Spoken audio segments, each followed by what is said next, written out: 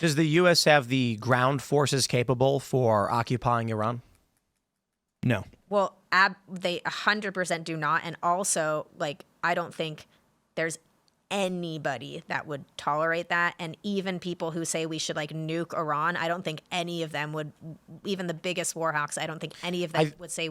And the reason why they wouldn't say that, Tim, the reason why they wouldn't say we need to occupy Iran is because those people have some understanding of the differences between the Persian people and the Arab people. Okay, well, my question was just if we have the forces to do so.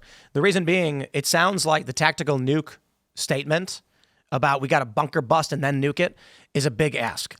The goal being, oh, no, I mean, all we can do is nuke it. There is another option, though. Israel's proposed human intervention with commandos. However, if you want commandos to go into Fordo to actually start dismantling and blowing all this stuff up, you're going to have to secure the entire region, which means you'll need a ground invasion first. Not necessarily. How do you control the skies? I think that you drop some one-way commandos into the Fordo to blow it up and then Rogue One kamikaze themselves?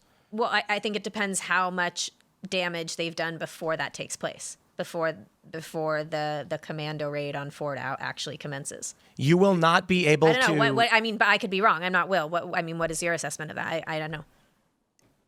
It is a theoretical possibility. I think it requires probably the entirety of Israel's Tier 1 special operations forces.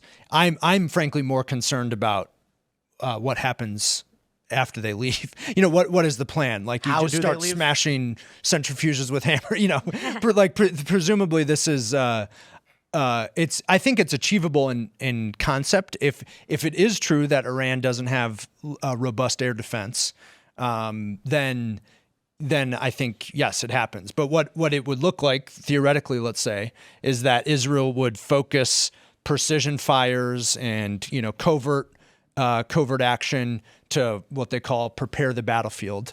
And then, some combination of airborne and air assault forces. I think you would need hundreds of Israeli commandos on the ground, and then probably what they call an outer cordon of more conventional but still special operations forces to prevent an Iranian counterattack, and then a whole host of air power. I mean, it's a 3 or 4 day operation at a minimum.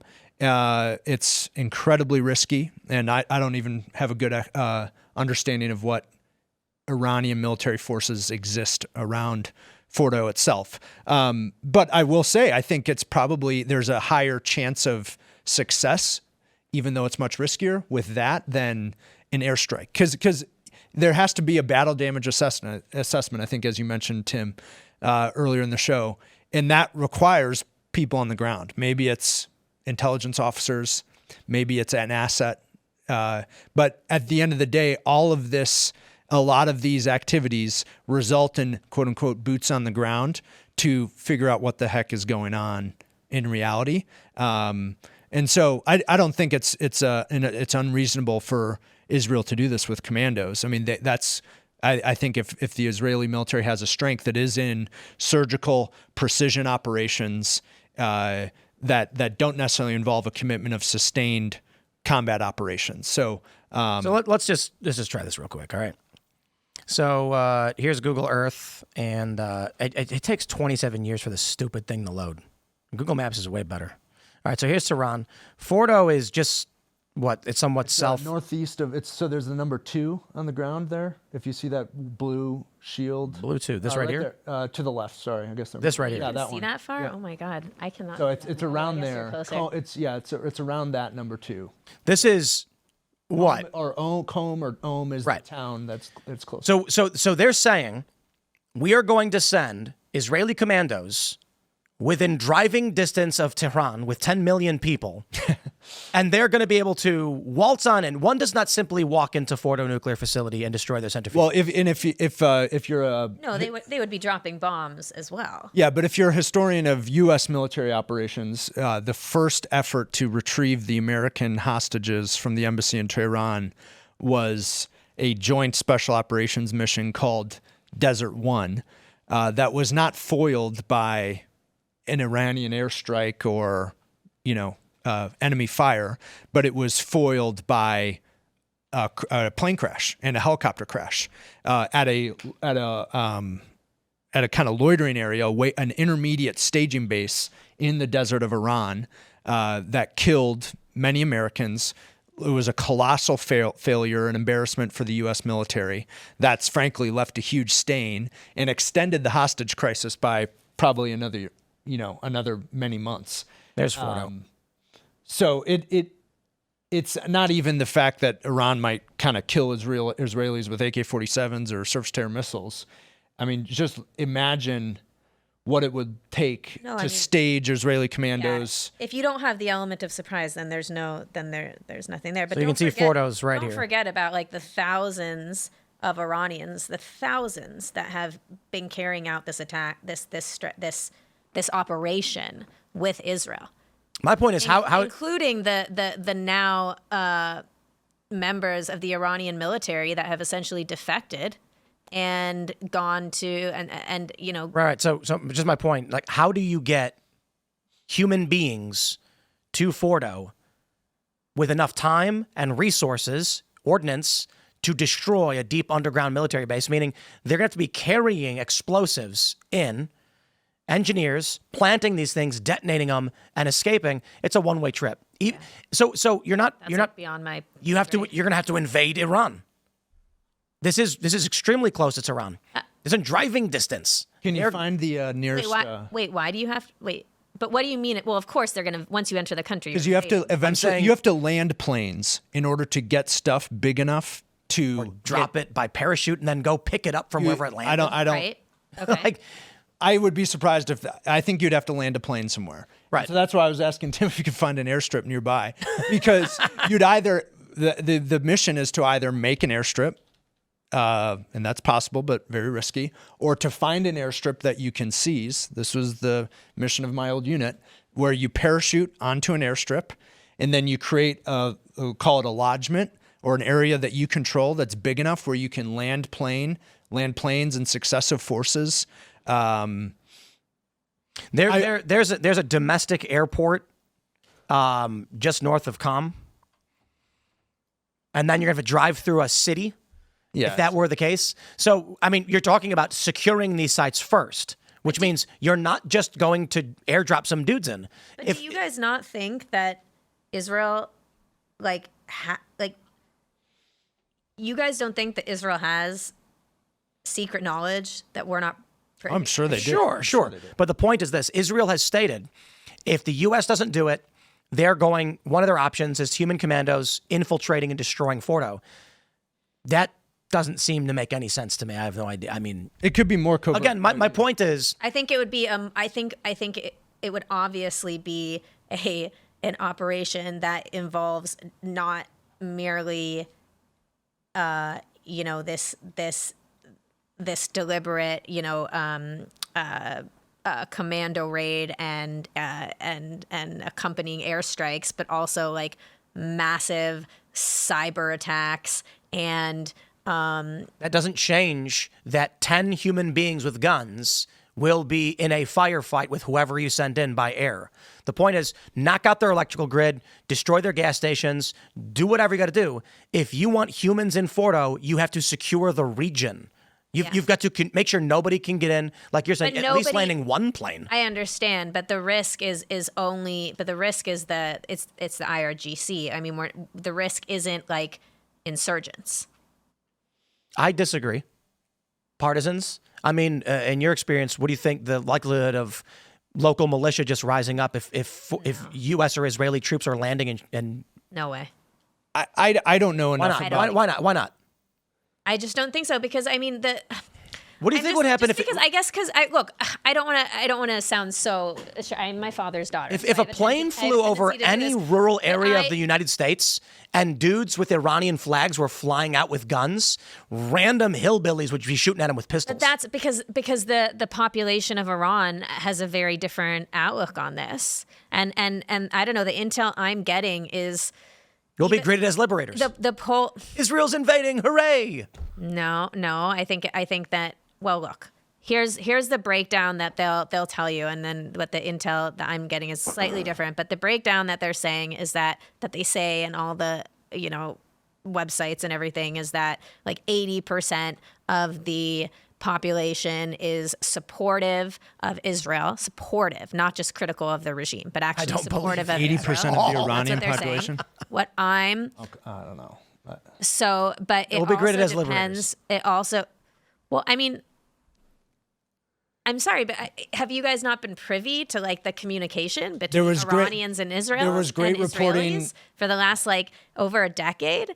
I mean, it's really stunning, and I feel like we're acting as if these are like sand people or something, and not like a highly civilized, sophisticated, educated population that is the least anti-Semitic in any Middle Eastern country, including many Western countries like France and Germany, where the overwhelming majority of the people have been trying to take out this regime, not just in 2022 with the Woman Life Freedom protest, but in 2017 and in 2009. I don't believe any of that.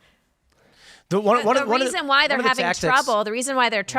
having trouble is because they're largely secular, these people, and they don't have the organizational structures that like Khomeini found with the mosques in the mosques. I that think essentially was able to unite people. But you have to think about the IRGC itself. I think the New York Times, it was the New York Times, Wall Street Journal today or yesterday had a report that the rank and file of the IRGC, that's where you find the genuine Islamic radicals.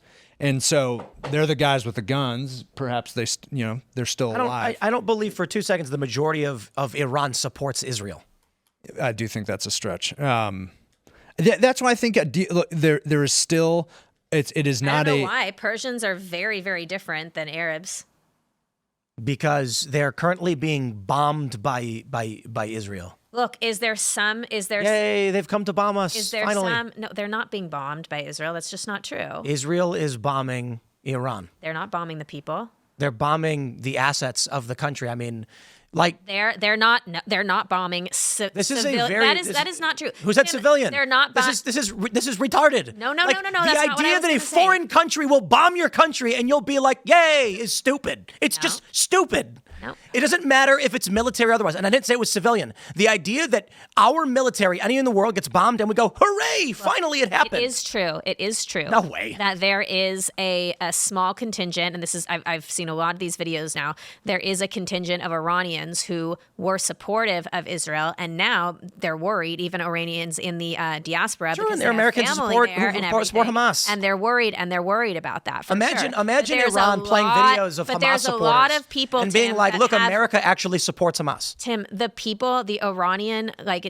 diaspora that I speak to, almost all of them still have family there in Iran, and they are all praying for Israel's success, and they really, really do.